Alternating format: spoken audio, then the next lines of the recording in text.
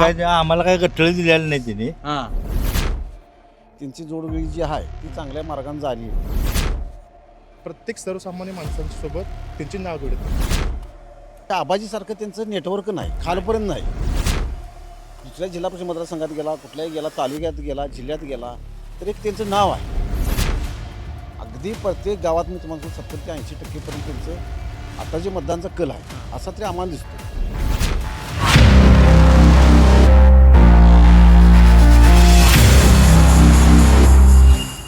पाडळी खुर्दमध्ये मी फिरतोय. जिल्हा परिषद मतदारसंघाच्या अनुषंगानं काय वातावरण आहे, एकंदरीत कल काय आहे नागरिकांचा, याची चर्चा साधक बाधक आपण करतोय. स्थानिकचे युवक आहेत आपल्यासोबत. मी सध्या आहे हिरवडे दुमालामध्ये.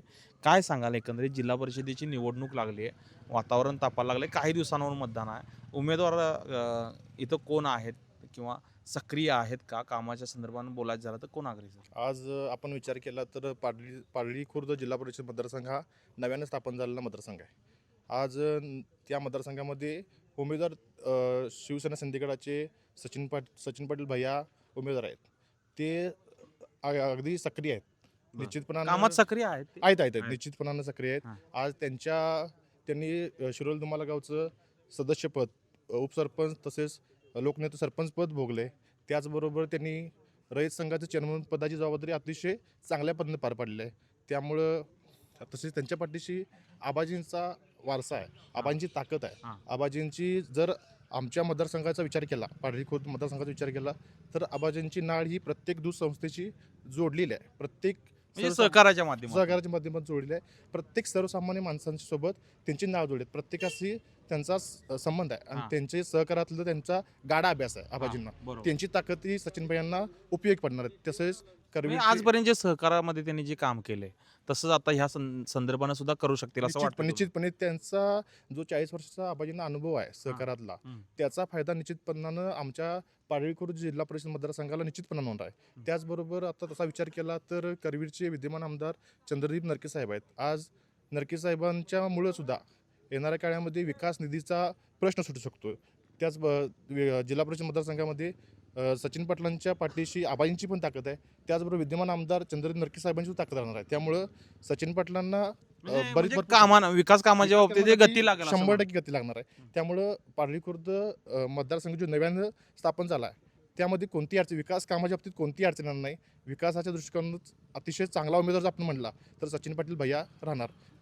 म्हणजे सहकारी जे आहेत ते सचिन पाटील जे आहेत ते एक सक्षम उमेदवार आहे असं म्हणताय. तुमचा अनुभव काय आहे, तुम्हाला काय वाटतं? एक युवा पिढी म्हणून त्यांचं म्हणजे युवांसाठी जे काम आहे हम्म. आतापत्र झालेलं, आणि आता इथून पुढं जर त्यांनी संधी आपण सगळ्यांनी दिली तर इथून पुढं होणारं काम ही युवांसाठी मला वाटते त्यांचं चांगल्या प्रकारे करतील. आणि आमदार चंद्रदीप साहेब नरके साहेब असतील, त्यांचा सुद्धा त्यांनी मोठ्या प्रकारे पाठबळ मिळेल. तसेच आता युवा म्हणूनच त्यांचं जास्त करून म्हणजे आपली युवा पिढी म्हणजे युवा पिढीसाठी त्यांचं चांगलं काम आहे असं म्हणायचं. काम आणि इथून पुढे राहील. बरं. आता त्यांचं काम आहे, मात्र आता जिल्हा परिषद आहे, मतदारसंघ व्यापक आहे, कामाची पद्धत तुम्हाला माहिती आहे, म्हणजे तुमच्या चर्चेवरून मला लक्षात येते. पण ह्या जिल्हा परिषदेला ते व्यवस्थित काम करू शकतील काय, कामाची धडाडी त्यांच्या राहील असं वाटतंय का? राहील की सर, कारण कसं आहे त्यांनी आता सरपंच पद स्वतः आता ते बजावत आहेत. त्यातून त्यांचं ते काम करण्याची पद्धत किंवा कशा प्रकारे त्यांनी आता गावात नवीन नवीन ह्या थोड्या दिवसात कशा सुविधा आणल्यात त्याच्यावरून ते जिल्हा करू शकतात, सुद्धा चांगल्या प्रमाणे काम करू शकतात. काय सांगाल तुम्ही, तुमच्या गावाचा जर एकंदरीत विचार करायचा झाला, तुमच्या गावातनं पण उमेदवारी आहे, जिल्हा परिषद असेल, पंचायत समिती असेल, एकंदरीत विचार करायचं झालं तर गावकऱ्यांचा काय कल दिसतोय, एकंदरीत वातावरण काय? आमच्या इथं वातावरण तसं सचिनभाईसाठी चांगलं बऱ्यापैकी आहे. त्यांचं कसं पहिल्यापासून त्यांच्या वडिलांचं त्यांच्या घरगुती संबंधित बऱ्यापैकी आहेत आणि त्यांचा राजकीय वारसा म्हणजे आता सचिन पाटील आबाजींचा बऱ्यापैकी पहिल्यापासून ह्या गावामध्ये किती वर्ष? किती मला 40-45 वर्ष झाले. त्यांचा सोसायटी असून दे, दूध डेऱ्या संस्था असून द्या, त्यांचा नेटवर्क मोठा आहे आबाजींचा.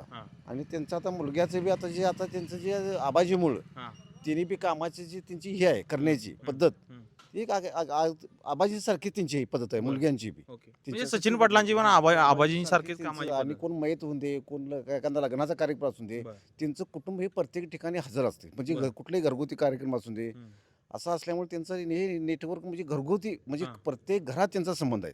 असा माणूस नाही की बाबा आपल्या या तालुक्यात कोण असा नाही की त्यांचा संबंध नाही असा. म्हणजे दांडगा जन हा जनसंपर्क त्यांचा जास्त आहे आणि नेटवर्क त्यांचं जे आहे काम करण्याची पद्धत आणि त्यांच्या वडिलांनी बी पंचायत समिती असून दे, ही जिल्हा परिषद बँक लेवल असून दे, कुठले कारखाना असून दे, दूध संघ असून दे, या माध्यमातून त्यांनी भरपूर कामं केलेली आहेत. लोकांच्या कोणा अडचणी असून देता सगळ्यामध्ये त्यांनी अगदी सॉल्व्ह केलेलं आहे व्यवस्थित. आता दुसऱ्या बाजूला तिने शिवसेनेमधून उमेदवारी घेतलेली आहे.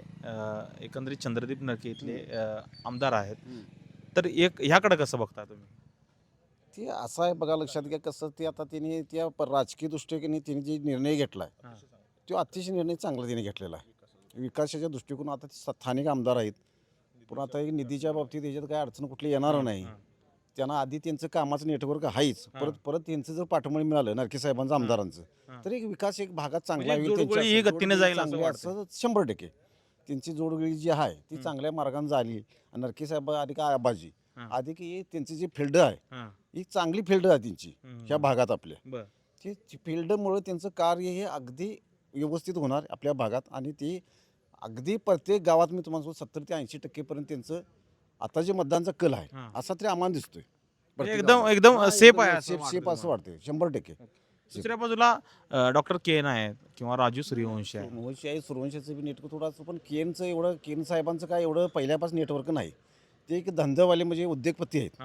तिने आता म्हणजे जाळं पसरायच लागलीत, पण ते ह्यांच्या आबाजीसारखं त्यांचं नेटवर्क नाही, खालपर्यंत नाही. यांचं कसं दूध संस्था असून देता, विकास संस्था असून देता, ह्यांच्या माध्यमातून त्यांचं पहिल्या 40-50 वर्षापासून त्यांचं नेटवर्क आहे. त्या तुलनेत बाकीचे बाकीचं तेवढं त्यांचं नेटवर्क नाही त्यांचं. त्यामुळे आबाजी किंवा एकंदरीत सचिन पाटील सचिन पाटील 100% ह्या मतदारसंघात त्यासनी चांगलं हे आहे. कुठेही जावा तुम्ही, कुठल्या गावात जरी गेला तरी आपल्या भागात हे मतदारसंघ सोडून जरी गेला त्यांच्या घराविषयी जरी विचारलं तर हेच लोक चांगल्या पद्धतीने काम त्यांचा म्हणजे काय हेच मतदारसंघ नव्हतं.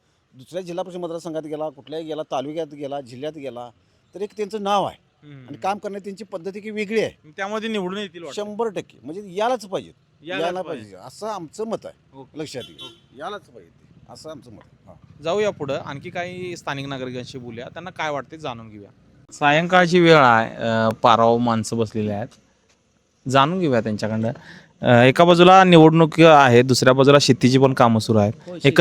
निवडणुकीचा अंदाज काय, वातावरण, उमेदवार कोण आहेत माहिती आहेत की उमेदवार? आपले आबाजींचा मुलगा सचिन पाटील, आपले त्यांना चांगल्यापैकी मतदान आपल्या गावामध्ये होणार. का वाटतं तुम्हाला? आबाजींचं सहकार्य आहे या गावाबद्दल आहे सहकार्य. होय. आणि सचिन पाटील चांगला उमेदवार आहे. चांगला उमेदवार. हो. आबाजींचं काम चांगलं आहे म्हणताय तुम्ही, काय काम सांगा तुमचं? आबाजींचं काम दूध संस्थेच्या माध्यमातून, गोकुळच्या माध्यमातून चांगली कामं म्हणजे प्रत्येक गोष्ट घरपोच प्रत्येकाला भेटी गाठी काय सहानुभूती त्यांच्याबद्दल आहे सगळ्याच. राजू सूर्यवंशी सुद्धा आहेत, डॉक्टर के एन पाटील बी आहेत. ते कसं के एन पाटील आजपर्यंत आपल्या काय परिचयाचा परिचयाचाच नाही. राजू सूर्यवंशी थोडंसं भागातनं फिरतेले आहेत माणसं, पण के एन पाटलांचं काय आपल्याला एवढं काय माहिती नाही. तसं अंदाज वातावरणाचा कल बघायचा झाला तर कसा वाटतोय कल? आपल्या गावापुरताच कल चांगला आबाजींच्या सचिन पाटलाबद्दल चांगला आहे. चांगला. हो. काय सांगशील एकंदरीत निवडणूक लागल्या, वातावरण कसं काय आहे? आबांचा मुलगा सचिन पाटील त्यांच्या पाठीमागं आम्ही आहे. पाठीमागणं म्हणजे आमच्या डेअरींच्या संदर्भात आम्ही आहे. ते काय आम्हाला काय गठळ दिलेलं नाही त्याने. बरं, मला सांगा, कामाला ही माणसं कामाला चांगले आहेत माणसं. आहेत. काय कामं केली? डेअरी मार्फत कामं केले तो आमची, हे आणून दे ते आणून दे, लक्ष घातलं डेअरीकडून. किती वर्ष करतात ती? आता बरेच वर्ष झाले. बरीच वर्ष झाली. होय. आबाजी ना होय, बरेच वर्ष झाली संघटनाच आहे. काय कामं आहेत काय चांगली? आहेत कामं चांगली. आबा काय वाटते, कोण येईल? काय निवडणुकीत लागल्या माहिती आहे काय कसं? आता लागल्याकडे आता कोण निवडून कसं येईल काय सांगा, मी काय सांगू, काय अंदाज नाही. अंदाज कसं पारावर बसल्यावर काहीतरी चर्चा असते की कशा चर्चा अशी असावी. असायची, मग तीच चर्चा काय असते म्हणतो? काय चर्चा काय नाही काय म्हणजे इथनं आबाजींचा चिरंजीव आहे, उभारलाय. के एन पाटील आहे, राजू सूर्यवंशी आहे. माहिती आहे काय? माहिती आहे ना? ऐकून माहिती आहे की? ऐकून माहिती आहे. होय. आता काय गावकऱ्या तुमच्या गावात विषय दिल्या वाटते आहे ना? मग एकंदरीत कल काय लक्षात येतोय का नाही अजून काय? येतो याला काय हा येतोय, कारण आता सांगून चालत नाही. आपण पाहिलं असेल पारावर बसलोय इथं ज्येष्ठ माणसं आहेत. एकंदरीत इथल्या नागरिकांशी आपण चर्चा केली. गेले 40 वर्ष झाला आबाजींचं इथं काम आहे. सहकार असेल किंवा पाडळीचा जर विचार केला, पाडळी खुर्द मतदारसंघाचा विचार केला तर एकूण सहकाराचं जे जाळं आहे त्या अनुषंगानं आबाजींचं काम आहे आणि सचिन पाटील इथं आघाडी घेतील असं स्थानिकांचं मत आहे. काहींना अंदाज म्हणजे लक्षात येत नाही. काही म्हणतायत की राजू सूर्यवंशीचा संपर्क आहे, मात्र ते काम तेवढ्या प्रमाणात दिसत नाही असा एकंदरीत तिथला कल आहे.